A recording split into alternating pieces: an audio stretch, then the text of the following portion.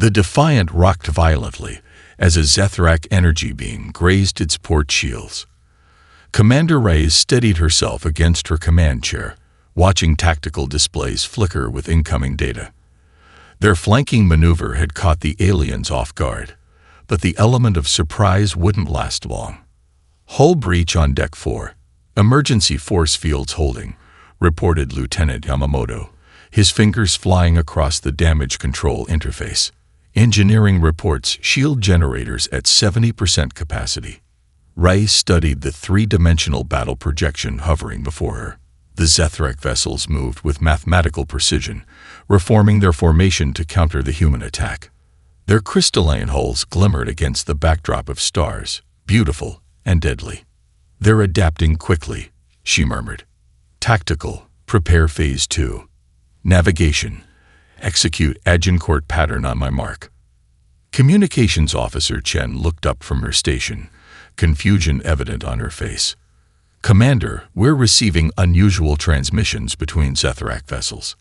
They're arguing." "Put it through," Reyes ordered. The bridge speakers crackled with translated alien voices. "Impossible. These primitives should be fleeing. Their attack pattern defies strategic logic. Request immediate analysis from the Dominion tactical matrix."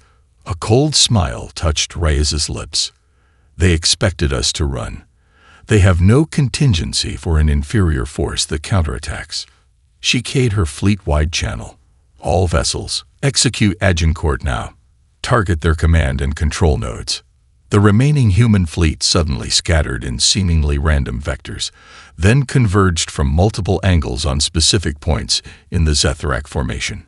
It was a hunting tactic as old as humanity, wolves separating the vulnerable from the herd. On the Zethrak command vessel, Fleet Commander Zeth Bal stared in disbelief at the tactical display. These humans were ignoring optimal engagement parameters, sacrificing defensive positioning for offensive capability. It made no sense according to any warfare doctrine in the Dominion database. "Auxiliary control node has been disabled," his tactical officer reported, seven-fingered hands moving frantically across control surfaces. "3 escort vessels destroyed. The humans are targeting our communication relays specifically." "Impossible," Zethval hissed. "They cannot know our fleet architecture after a single encounter." But the evidence was undeniable. Somehow, these primitive humans had identified critical weaknesses in the Zethrak battle formation within minutes of engagement. Aboard the Defiant, Intelligence Officer Patul looked up from her analysis station. "Commander, the Zethrak vessels maintain fixed positions relative to their flagship. Their formation isn't just tactical, it's hierarchical. They can't operate independently." Reyes nodded. "Like European armies before Napoleon. Rigid command structure, vulnerable to disruption." She opened a channel to the assault frigate Thermopylae. "Captain Mbiki, your target is their flagship's communication array. All available power to engines and forward shields." The bridge crew watched as the Thermopylae accelerated directly toward the massive Zethrak flagship, weaving through enemy fire. Its shields flared brilliant blue as it absorbed devastating energy beams, but it maintained course. "They won't make it," Yamamoto whispered. "They don't need to," Reyes replied, her eyes fixed on the tactical display. "They just need to get close enough." The Thermopylae launched its full complement of missiles moments before a Zethrak beam tore through its hull. The warheads, modified with makeshift stealth technology, slipped past the flagship's defenses and detonated against its communication spires. Across the battlefield, Zethrak vessels suddenly faltered, their coordinated movements becoming erratic. The hierarchical command structure that had conquered dozens of star systems became their greatest vulnerability against an enemy who recognized it. "All vessels, press the advantage," Reyes ordered, leaning forward in her chair. "The first day of this war belongs to humanity." President Okafor's meeting with the Tellurian ambassador concluded, leaving her alone in the Oval Office with Admiral Konstantin. Through the bulletproof windows, Washington, D.C. hummed with purposeful activity despite the late hour. Military transports flew overhead, their running lights cutting through the night sky. The Talarians seem impressed by our response, Constantine observed, reviewing reports on his tablet. Though I suspect they're also terrified. Okafor moved to her desk, studying the global mobilization statistics. As they should be, we've activated production centers across all colonies. Mars shipyards report the first converted vessels will be combat-ready in 72 hours. The Admiral nodded, but concern shadowed his features. Madam President, the Zethrak technology still outclasses ours by centuries. Dr. Patel's shield adaptations will help, but these crash programs can only close the gap so much. Okafor's dark eyes met his without flinching. Admiral, do you know why I studied history before entering politics? The question caught him off guard. I don't believe I do, ma'am. Because technology doesn't win wars. People do. She tapped her display, bringing up historical images. The Mongols with their simple bows against walled cities. Vietnamese farmers against American war machines. Afghan tribesmen against Soviet helicopters. Her finger traced each conflict. Technological superiority guarantees nothing. A notification chimed on her screen. Dr. Martinez has successfully tested the neural link training system. We can now compress years of combat experience into months. General Wong reports the first graduates will be ready for deployment in 17 weeks. The President's secure line buzzed. Madam President, we have an incoming transmission from Luna Colony, her aide announced. The wall screen activated, revealing the determined face of Luna's governor, Hiroshi Tanaka. Behind him, industrial excavators tore into the lunar regolith at an astonishing pace. Madam President, Luna's civilian sector has voted unanimously. We're converting our tourism centers into underground manufacturing facilities. The moon's low gravity will allow us to construct ship components too massive for Earth's shipyards. Okafor nodded appreciatively. That wasn't in the strategic directive, Governor. Tanaka's expression remained solemn. No, ma'am. It was the people's initiative. Every colony is finding ways to contribute beyond your directives. After the transmission ended, Constantine shook his head in amazement. We haven't seen mobilization like this since the World Wars. This is different, Okafor replied. In those conflicts, nations mobilized against each other. Now, humanity mobilizes as one. Across the solar system, similar scenes unfolded without central coordination. On Titan, methane miners volunteered their equipment for fuel production. University students worked alongside professors to transform theoretical research into practical military applications. Retirement communities set up communication monitoring stations, their elderly residents bringing decades of varied expertise to the war effort. In her laboratory beneath Geneva, Dr. Anna Santos monitored the final test of her atmospheric ionizer, originally designed for climate restoration, now repurposed to disrupt Zethrak sensor systems. Her team had worked 48 hours straight to complete the prototype. It's ready, she announced to the waiting military observers, 6 months ahead of projected schedule. One officer looked skeptical. How did you accelerate development so dramatically? Dr. Santos' exhausted face showed grim determination. Because unlike the Zethrak, we understand that protocols and procedures exist to serve goals, not define them. She gestured to her diverse team of scientists from a dozen nations. We broke every rule in the book, combined technologies never meant to work together, and ignored conventional development pathways. At the Europa shipyards, construction manager Rosa Martinez watched as the final weapon systems were installed on the converted luxury liner Celestial Empress. From pleasure cruises to battle cruiser in 14 days, her assistant remarked. Is it even possible? Martinez ran her hand along the ship's newly installed armor plating.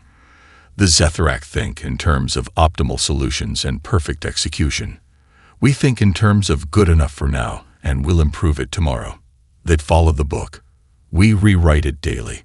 Throughout human space, the silent mobilization continued, not through central planning, but through millions of individual decisions unified by a common understanding.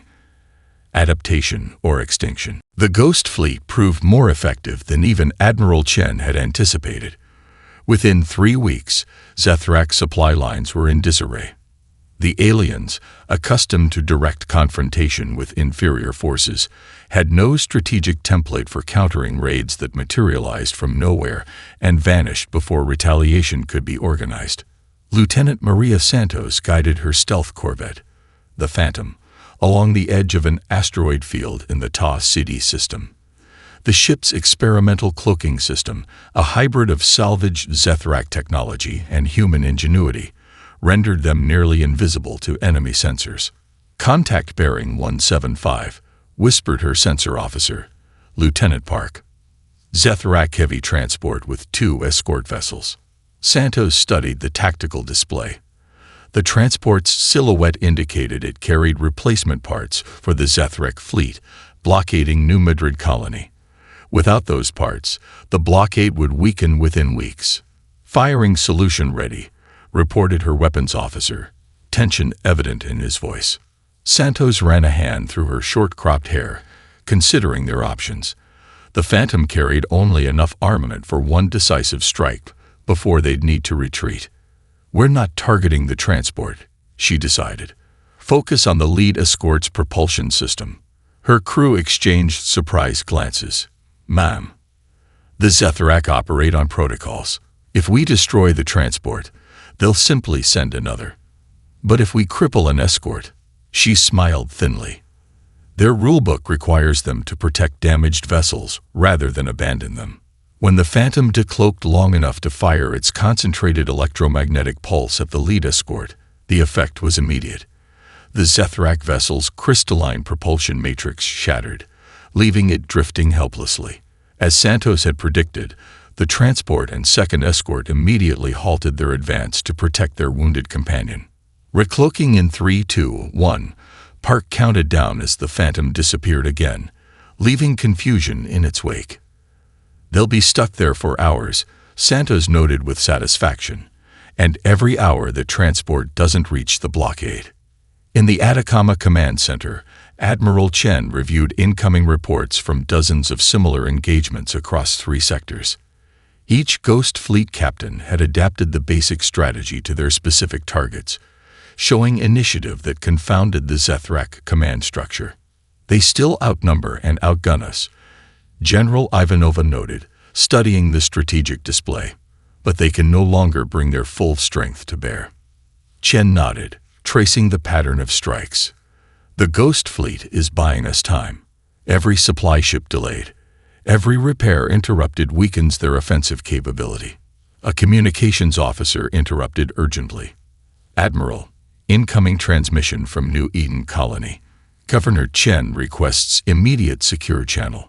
The colonial governor's face appeared on screen, grim determination etched in his features. "Admiral, Zethrak forces have broken through our orbital defenses. Ground invasion has begun." Chen's expression remained carefully neutral. "What's your status, Governor?" "We've evacuated 30% of the civilian population. The rest are in deep shelters." Governor Chen's voice remained steady despite the distant sounds of bombardment. "We estimate Zethrak forces will reach the main reactor complex within 12 hours. We can dispatch reinforcements," Admiral Chen began, though both men knew any relief force would arrive too late. "No." The governor's response was immediate. "Every ship you divert here weakens the defense elsewhere. New Eden will not fall into Zethrak hands intact." Understanding passed between the men. New Eden's fusion reactors powered the most productive mining and manufacturing center in the outer colonies. In Zethrak control, those resources would extend their supply lines significantly. "The Colonial Council has voted unanimously," Governor Chen continued. "If the perimeter falls, we initiate Protocol Scorched Earth." Admiral Chen bowed his head slightly. "Understood, Governor. Earth will remember New Eden's sacrifice." After the transmission ended, Ivanova broke the heavy silence. "They're going to self-destruct rather than be captured." "Yes." Chen's voice was quiet but firm.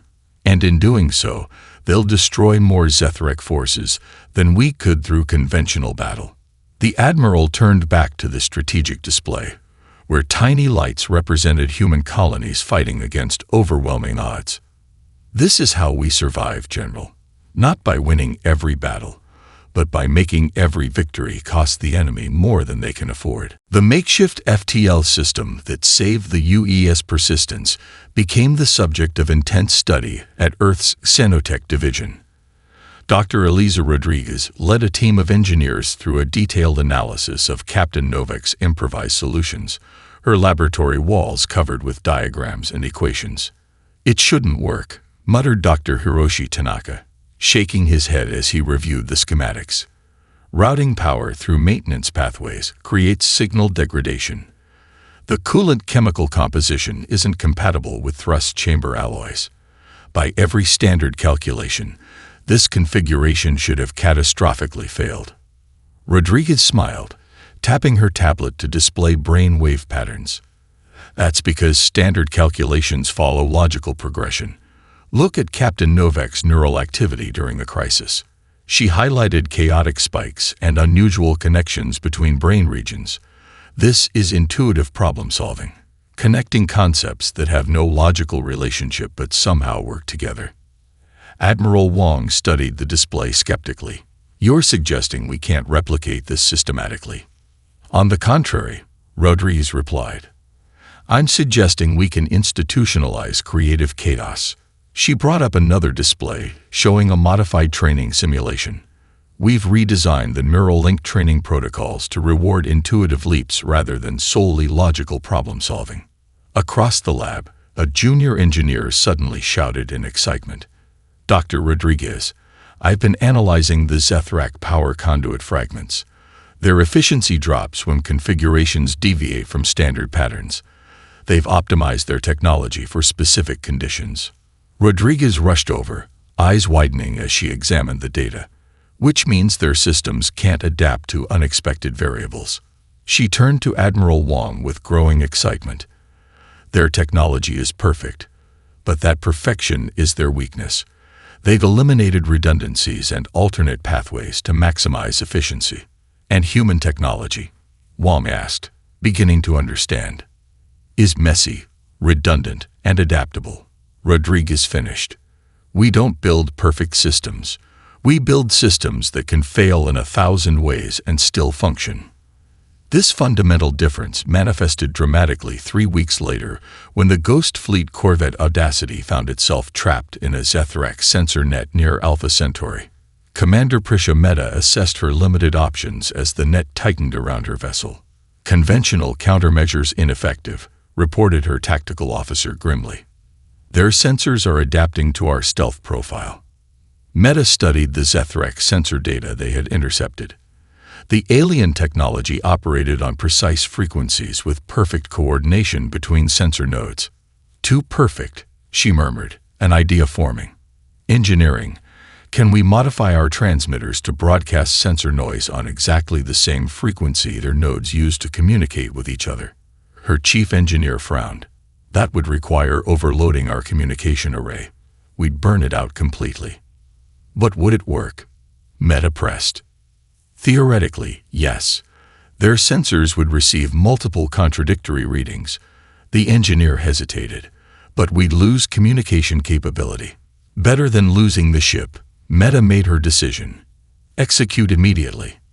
When the Audacity's communication array overloaded, broadcasting chaotic signals at the precise frequencies used by the Zethrak sensor net, the effect was immediate.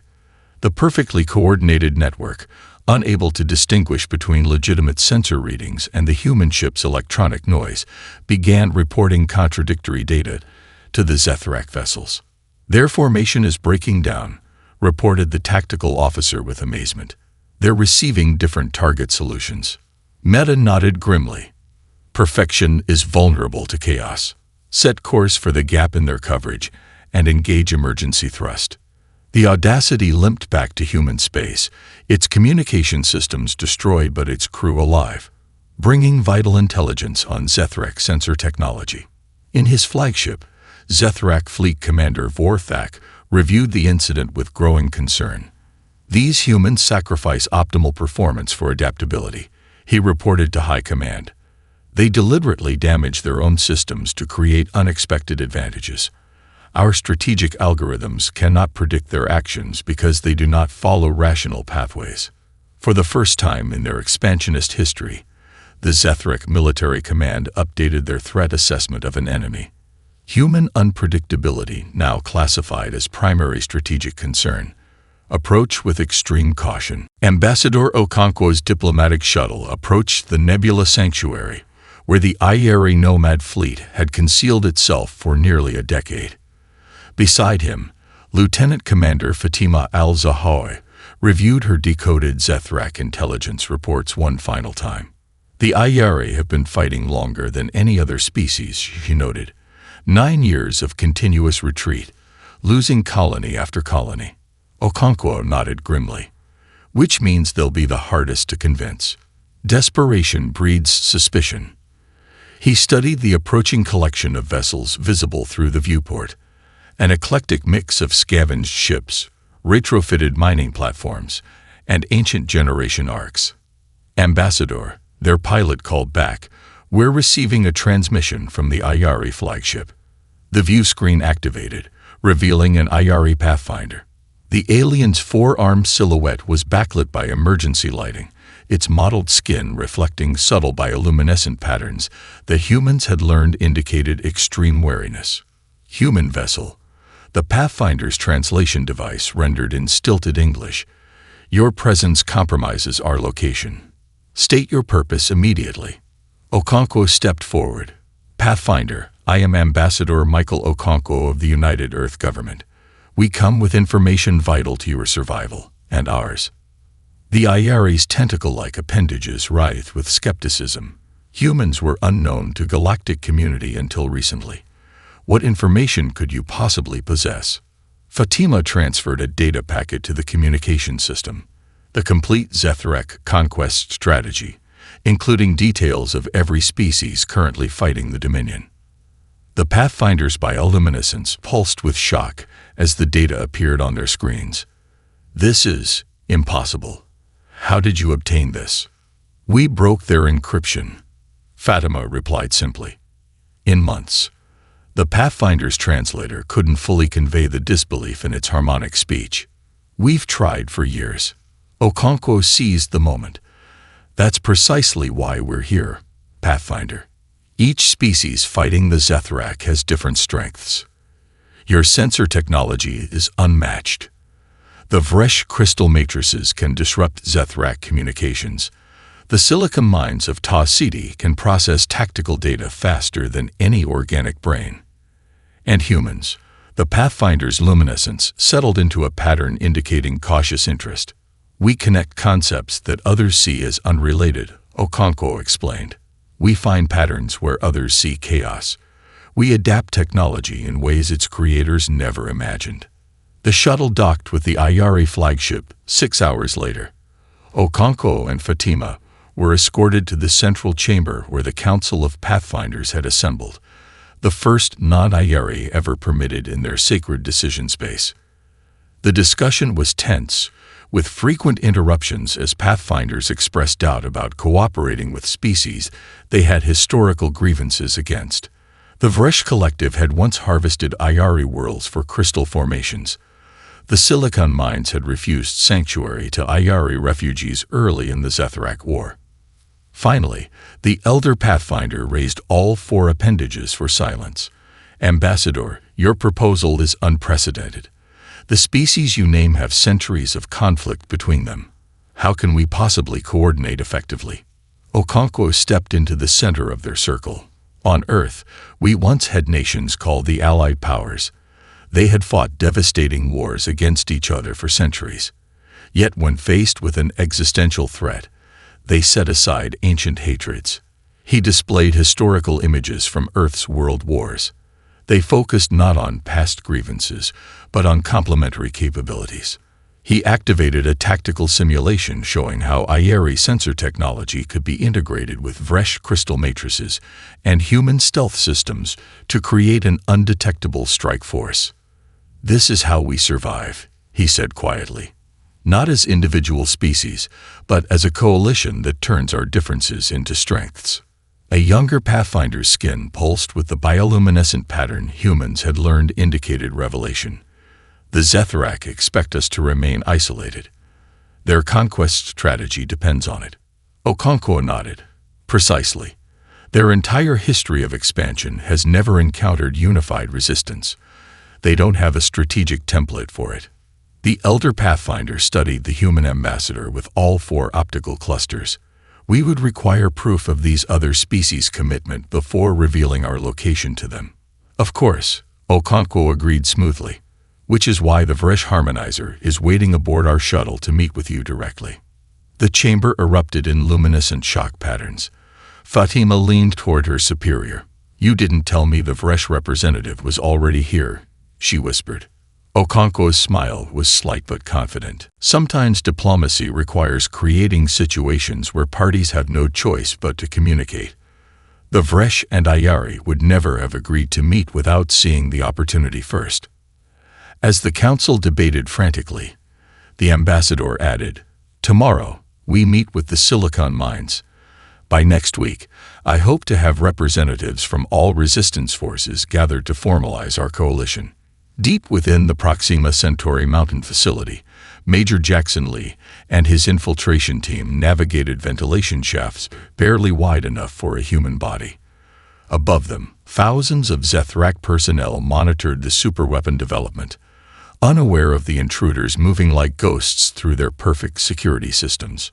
"Junction ahead," whispered Sergeant Amara Das, her enhanced vision penetrating the darkness.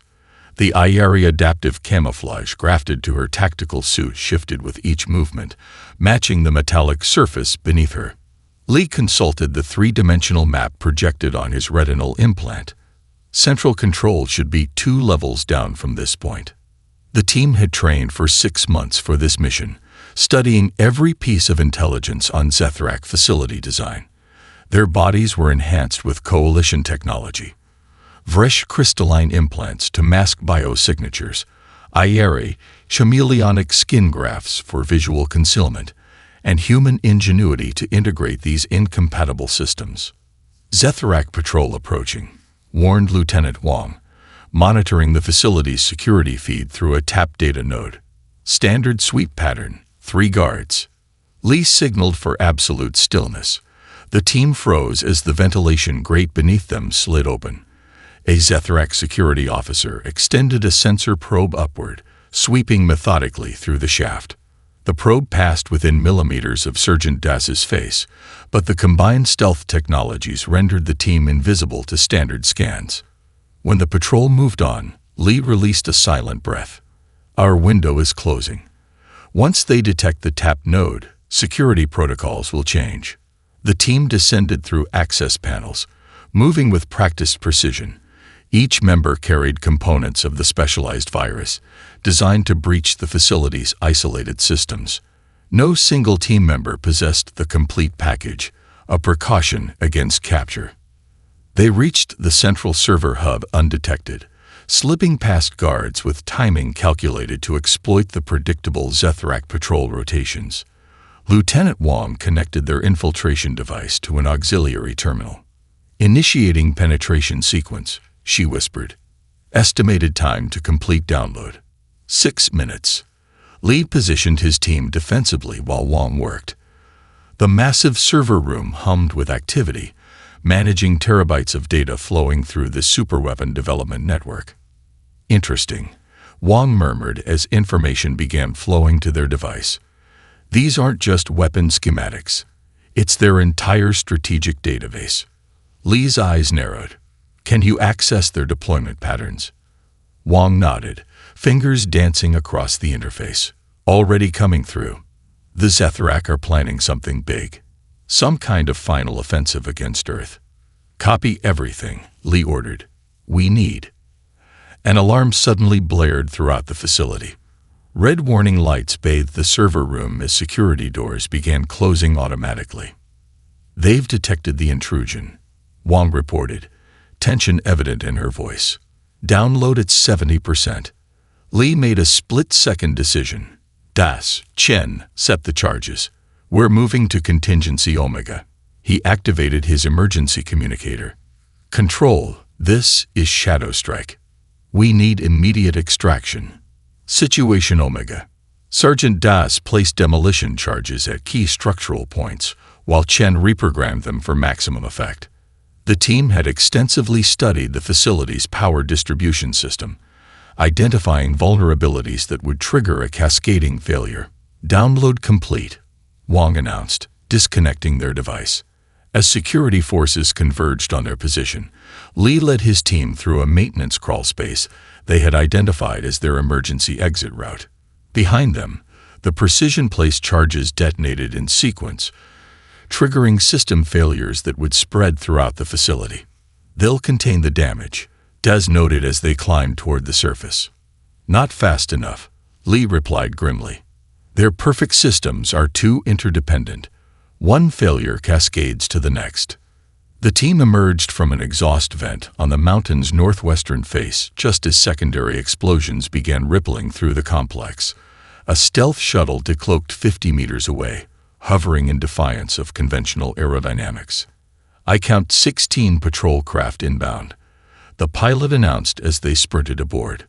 Cloak engaging in 3, 2, 1. The shuttle vanished from Zethric sensors moments before enemy fire saturated its previous position. As they accelerated toward space, Major Lee secured the precious data device. Mission accomplished, he reported to Coalition Command. We have the planet killer schematics, and something possibly more valuable. Back at the mountain facility, Zethrak security forces fought desperately to contain the expanding system's collapse. Their emergency protocols, designed for logical progression of failures, couldn't adapt to the chaotic pattern of the human-engineered cascade. The infiltration team's shuttle escaped Zethrak space by navigating a series of micropulse jumps, a technique that had emerged from the unlikely collaboration between human theoretical physicists and IRA navigators. Captain Elena Reyes, now commanding the stealth carrier Odysseus, watched from the bridge as her team returned from what many had considered a suicide mission. The Eternal Architect, she mused, studying Dr. Nkrumah's analysis, a machine god controlling an entire civilization. Admiral Mendez nodded grimly. The intelligence Major Lee's team recovered confirms it. The architect isn't just a religious concept. It's a tangible entity that's been directing Zethrak expansion for millennia.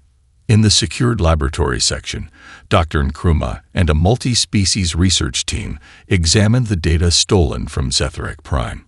Holographic displays showed the Sacred Spire, a massive crystalline structure housing what appeared to be the galaxy's most advanced artificial intelligence.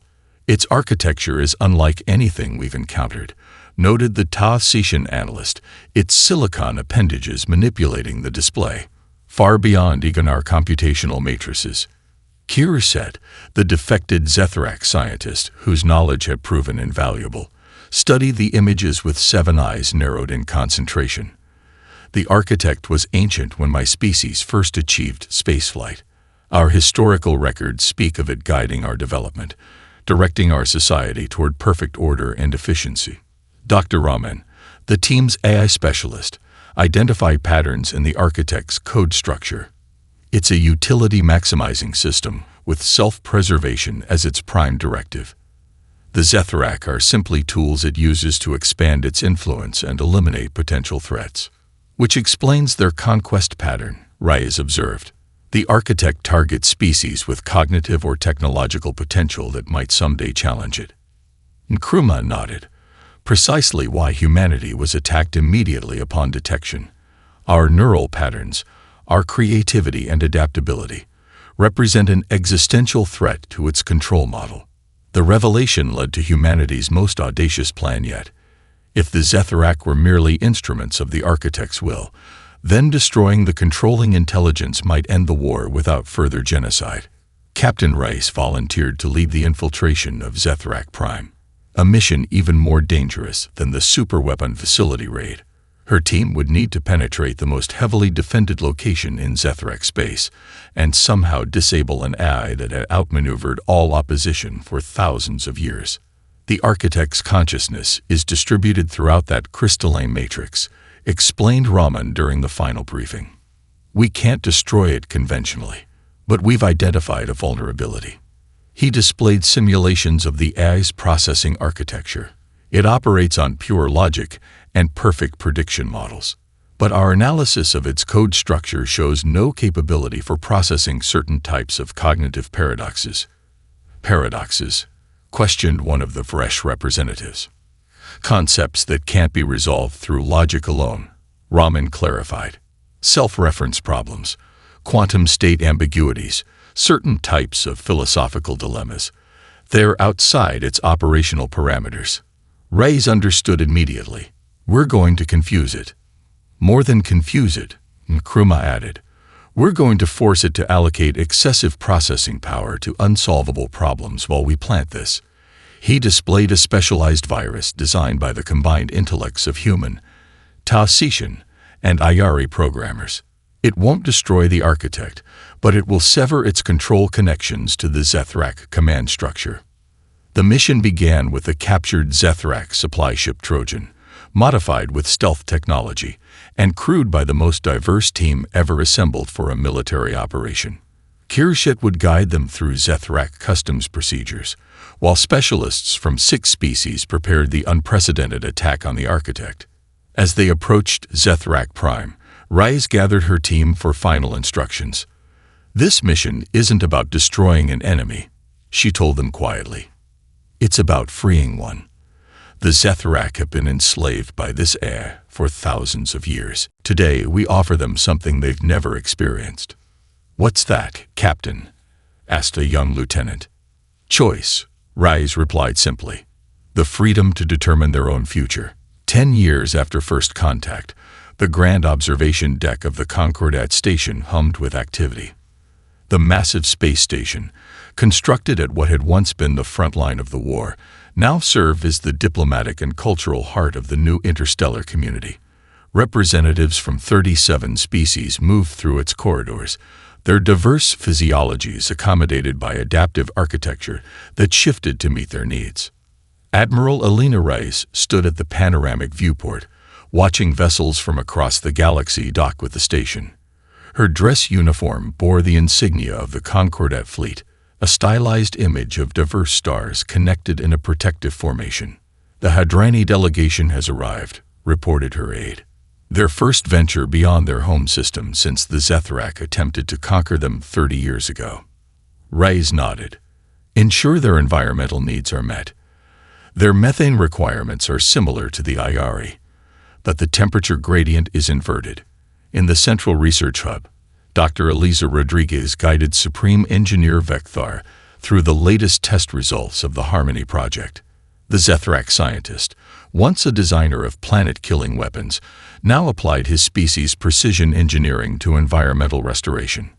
The terraforming matrix has stabilized on New Eden, Rodriguez explained, displaying holographic models of the once-destroyed colony world. Your crystalline carbon sequestration design accelerated the process by approximately 63%. Vekthar's 7 eyes blinked in sequence, a gesture he had adopted from his human colleagues to express satisfaction. The integration of Zethrak precision with human adaptive algorithms creates possibilities neither of our species could achieve alone. The Harmony project represented more than scientific collaboration. It symbolized the transformation that had occurred since the liberation of the Zethrak from the Eternal Architect's control. Without the A's influence driving them toward expansion and conquest, the Zethrak had emerged as thoughtful, meticulous partners in galactic reconstruction. In the diplomatic wing, Ambassador Okonkwo hosted a historical summit that would have been unimaginable years earlier. Representatives from species with centuries of conflict gathered to sign the Concordat Charter, a formal alliance that went beyond the wartime coalition to establish mutual defense, cultural exchange, and scientific collaboration. The architect sought to divide us. Okonkwo addressed the assembly. It recognized that unified, diverse intelligences represent a kind of cognitive ecosystem that transcends what any single approach to consciousness can achieve. As the delegates formalized the charter, a young Zethrak diplomat named Ethzera approached Admiral Reyes at the observation deck. Unlike older Zethrak who still carried themselves with rigid formality, Ethzera moved with a fluidity that reflected the cultural exchange occurring throughout the Concordat. Admiral Reyes, the young diplomat began, "I have studied the war extensively, but one question remains unanswered in our archives. How did humanity accomplish so much against overwhelming odds? You were centuries behind us technologically." Reyes considered the question, watching as a massive fresh crystal ship maneuvered alongside a human carrier and an Ayari living vessel. Three entirely different approaches to space travel now operating in harmony. "We had something to prove," she answered finally, "not just to the Zethrak or the architect, but to ourselves. Humans spent millennia fighting among ourselves, nearly destroying our civilization multiple times. The stars represented our second chance." She turned from the viewport to face the young diplomat directly. "What makes humans remarkable isn't technological superiority or physical strength. It's our capacity to learn from our mistakes. We've seen the worst of what we can be, and we choose to be better." Ithazera considered this with evident fascination. A species shaped by its failures rather than its successes, counterintuitive, yet evidently effective. Reyes smiled. "That's the human experience in a nutshell. And there's another factor the architect never calculated properly." "What factor is that?" the Zethrak asked. "Nothing unites humans faster than someone telling us we can't do something." Reyes gestured toward the station around them, a marvel of multi-species engineering that housed technologies no single civilization could have developed alone. "When the Zethrak attacked, you didn't just face humanity. You awakened our stubborn determination to prove impossible things possible." As they spoke, a delegation of children from various species passed through the observation deck on an educational tour. Human, Zethrak, Vresh, Ayari, and others moving together in easy camaraderie. They represented the first generation to grow up in peace, educated in the combined knowledge of dozens of civilizations. Perhaps, Reyes mused, watching them, that stubbornness was exactly what the galaxy needed.